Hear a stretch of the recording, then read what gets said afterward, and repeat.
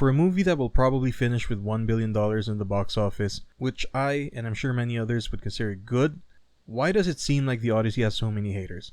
And so many vocal haters too. And in spite of that, why is it still selling advance tickets well into October apparently?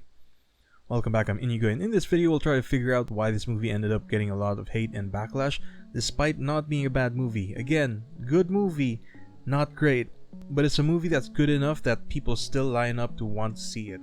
Maybe you're a movie nerd or a numbers nerd, or you're just curious into figuring out the whys of these things, kind of like myself, because I genuinely don't know when the last time this kind of thing happened to a movie like this. Like, this isn't your Avengers Infinity War or Endgame or even an Avatar movie. And even the last Avatar movie, it wasn't like this. So without further ado, let's try and figure out why the Odyssey has such a huge backlash.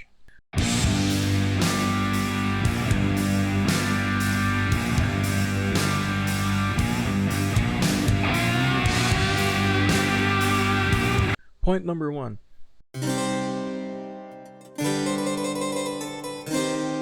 This is probably the biggest driver where all that criticism and hate is coming from. I think we just have this grave misunderstanding on what Christopher Nolan's version of realism is. See, a lot of people don't realize this, but Christopher Nolan has always directed fictional movies that leaned heavily into the sci-fi or the fantastical. Dunkirk and Oppenheimer were basically the exceptions, because what were his other movies? Memento is about an amnesiac revenge story, kind of, but that's realistic, but it's also fiction. Insomnia, it's a killer movie, like a serial killer movie. The Prestige, it's a movie about magicians having a wizard battle using actual teleportation and metaphysics. The Dark Knight trilogy, enough said. Inception is about dream heists. Interstellar, the planet's dying, there are black holes and the fourth dimension. Not exactly movies grounded in reality. Because the meme of Christopher Nolan being realistic was never on the story itself, but instead on his filmmaking approach.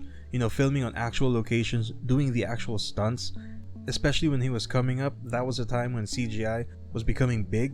Nolan favored practical over CGI, shooting as much on film as he can, and then using whatever small gap that CGI could fill to fill in the gap, and basically using CGI the very least that he can. Some of the notable stunts include these major set pieces where, in The Dark Knight, they blew up an actual hospital, obviously without people in it. It was already being demolished, and then they blew that up. They also flipped that truck. That was all practical. I mean, you can actually see the air cannon that they mounted under the truck right in this part of the clip. In Inception, they had the set that rotated during that part of the dream sequence, which Nolan didn't invent because that kind of tech was used by NSYNC. And also that scene where Saito's castle was being flooded at the start of Inception, that was all practical. In Tenet, they crashed the passenger jet into that building in that one scene, and they used practical effects for the bomb in Oppenheimer, which if you think about it is really where this meme really came from. And in the Odyssey they did a lot of things, notably the 60-foot Cyclops puppet, also filming on an actual ship in the middle of the ocean, albeit it's a Viking longship, but honestly it's close enough. Naturally, this misunderstanding on what Nolan's brand of realism is and the way he approaches filmmaking is only one half of the equation, with the other point being point number 2. Would you believe they never even marketed the Odyssey as realistic or authentic in the first place? Yes, most of us, we assigned our own expectations of realism to this movie, which caused a lot of disappointment. Now, a fair counterpoint would be, yeah, but they could have done better, and I agree. But also, hey kid, it ain't that kind of movie. From the earliest behind-the-scenes photos that they released, I could tell that this was going to be far from a historically accurate movie. And never once did they actually claim it in the marketing and everywhere else that it was going to be this realistic take. Yes, certain things like the soundtrack being non-orchestra based, but also Nolan told the composer Ludwig Göransson to resurrect a bunch of instruments from ancient Greece that no longer exist now and figure out how to play those things and make a soundtrack from that. Yes, they did those things in like mini bubbles here and there. But then on the other side, Agamemnon's helmet, you know what I mean?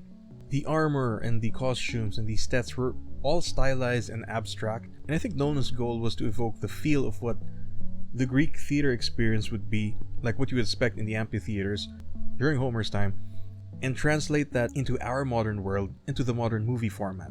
Because if you think about it, the Odyssey set and the costume design and the overall aesthetic, absolute dog shit from a historical and authentic standpoint.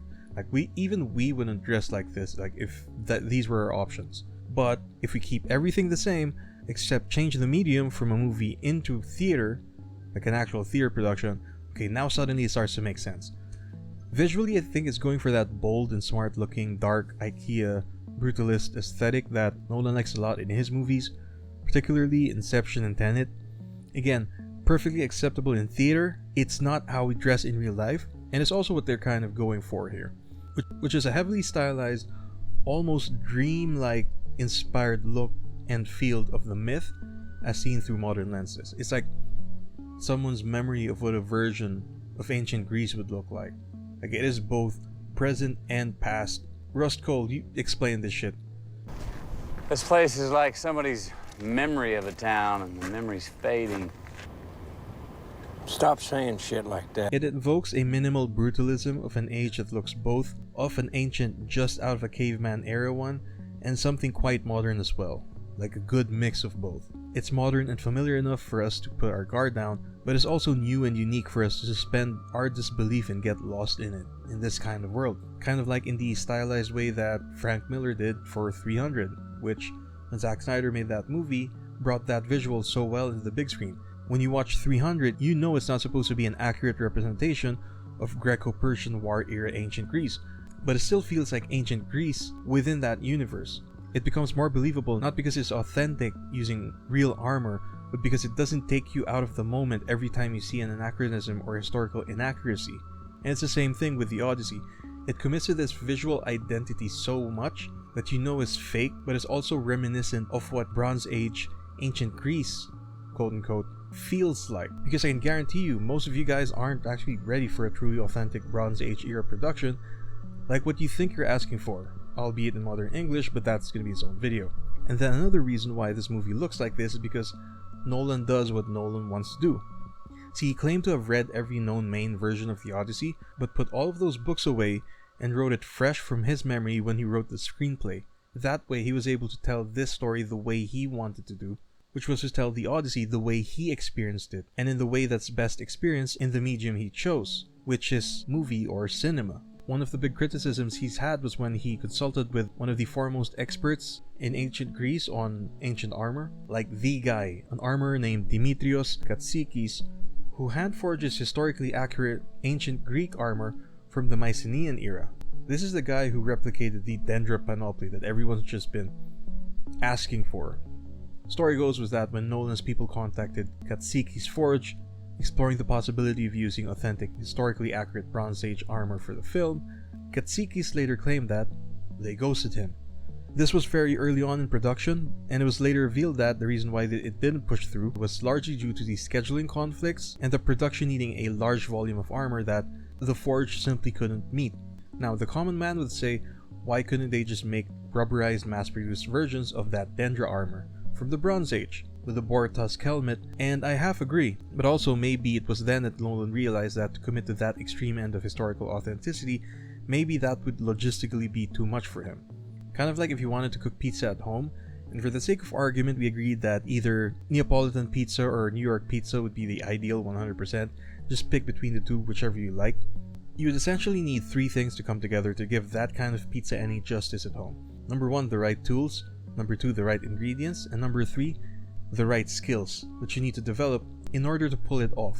Anything less than that and people will just complain or be unsatisfied because you wouldn't make it to 100%. So instead, what's actually smart would be to go for a Sicilian-style rectangular pizza, which you can do with a regular oven tray, or a Chicago's tavern-style thin crust pizza, which you can do with like one of those pizza crust, pie crust flat things.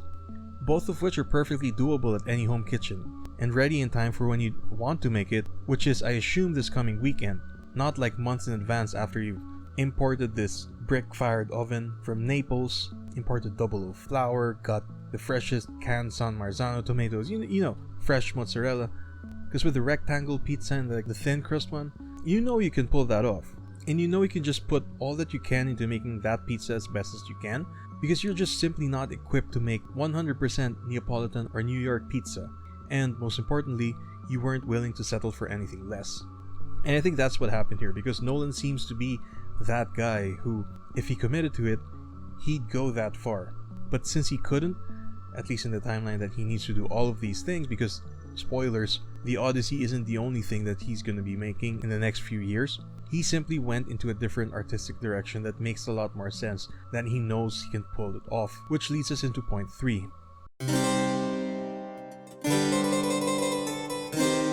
Times have simply changed, and we've changed with it. See, the internet gave us access to all the info all the time. TikTok and short form videos made information so digestible and made experts out of all of us. At least, that's the illusion. Normal history is basically boring now. And our tastes, like if you say ancient Greece or ancient Rome, that's boring. If you say medieval France and medieval England, that's boring. Like medieval Hungary, that's interesting. So our tastes for history have gone for more exotic new things, which coincidentally is what a lot of the Bronze Age era in the Mediterranean is. The real Bronze Age at least, not the classicized version, favored by, I assume, the Victorians and Neoclassicals that pushed for this era over everything else. Mainly because, at the time, that's all they could literally dig up. And it also didn't help that the trailer and the early look photos came out roughly the time when generative AI came into greater prominence, like creating tons and tons of slop art and distortions of history that I'm sure we've gotten all tired of. A month minimum after AI bot accounts spammed all our feeds with all those abominations. Like everything's just melting and merging into each. Yeah. So if AI didn't exist and all the armor and the sets didn't look so AI generated, people would have let this slide.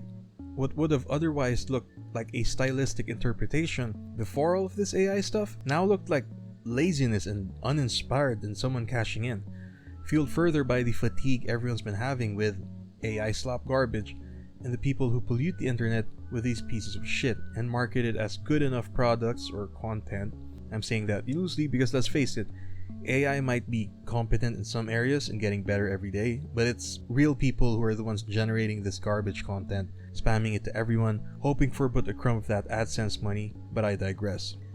Then there's these weird casting choices and Viking longships which, as an audience, I'm talking about the mean curve here, not the fanatical outliers, we've all outgrown the diverse casting meme, especially when it's done for diversity's sake. Not that we have to 100% be authentic and true to the source material or culture our media is supposed to represent 100% of the time. These casting choices, aka race swapping, usually and specifically from white and redhead to black, rarely adds anything of significant value to the story. And in the rare times that it does happen, and I mean rare, we have exceptions such as Idris Elba's Heimdall, arguably the reason why the so-called DEI casting exists, because he was just that good in proportion to how not critical his role was to the story.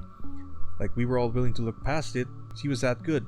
Even in He-Man, which I haven't even watched, both the series and the movie, his character apparently got race swapped too, but nobody seems to care because the man's just that good.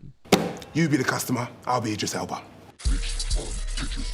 Going back to the point, these casting choices and other markers like these signal to us and have conditioned us to expect a certain level of quality that usually isn't that good, because the average mean of the type of movies that do these things are usually mediocre at best and tend to suck and not be good at what they do. Like, that's their whole gimmick, race swapping. And because that idea is so politicized, you now have both political sides of a country that you might not even be a part of, using this movie as a pawn in their culture war as an example to further their cause. The same exact movie, but argued differently, and often with the most brain-dead dumbass points. Again, both sides. The end result is that you simply can't get away from this online discourse, and that cloud of negativity looms over the movie itself when you watch it. And it's not the driving factor, but I think it's at least the cherry on top that we could have all not needed. Because again, I think what really killed this movie for a lot of people was that it reminded them that AI exists. I guess all of this backlash really comes from disappointment. That we've all just come to expect better from Nolan when everybody's giving us slop, especially the non-AI variety. Everyone from movies, TV shows, directors, franchises we've all loved, they're just uninspired, mediocre stuff now, Nolan seemed to be like one of the last beacons who refused to take part in that, and the impression of what the armor and the set design and the costumes looked like all just signaled to us that maybe he's also given up too. And that just made us all disappointed. Not mad or enraged, just disappointed. Like really, you couldn't have made a few Bronze Age ships when you previously planted an entire field with corn for Interstellar, where you also made a profit? Or really, you're the guy who crashed a plane into the building simply because you hated the idea of CGI, but you gave us generic Greek armor and made ancient Greeks wear pants? Or you shot the Los Alamos nuclear bomb test all practically with no CGI, which everybody thought you were going to rebuild nukes from scratch and test those live, but you didn't? But instead you made everyone wear linen rags and bed sheets and stripped color out of everything and made everything look bland and dark and dull. To a lot of us, I think Christopher Nolan represents a part of Hollywood and filmmaking that's basically dying out. Part of the experience in watching movies isn't just the immersion and escapism of being shown good stories on the silver screen with great effects. Part of it is also trying to figure out, how did they do it? How did they get that shot? Which used to be so novel with CGI and completely non-existent with AI. Now that we see that a lot of the effects are just done with practical instead of CGI with this movie, I think that turned a lot of people who were turned away from the Odyssey into seeing this movie, which explains why people are still lining up to watch this movie. Because in a world where CGI has become the norm and AI is being pushed as the next best thing, which nobody finds impressive, meanwhile Christopher Nolan over here morphs faces using puppets and uses giant puppets for Cyclops, and forced perspective and different sized actors for the Giants versus Ithacans, instead of using CGI for any of those things. And I think that's a big part of the wonder and movie magic that's lacking in a lot of movies these days, that thankfully the Odyssey was able to bring back. But are we actually ready for something truly Bronze Age? That's going to be one of my next videos. Stay tuned. And this concludes the first part, which focuses on the film itself. In the next part, I'm going to tackle the second half of why the backlash exists for the Odyssey, where it's going to be focusing on the factors outside of the movie. If I'm still going to do this. I'm just recording this just in case. If you've enjoyed the video, check out the other stuff in my channel. And if you'd like to sub, consider turning on the bell notification so you'll know every time I upload. I make video essays and commentaries like these, so if that's your thing, welcome. Anyways, that's it for me for now. I'm Inigo, signing off for now. Bye.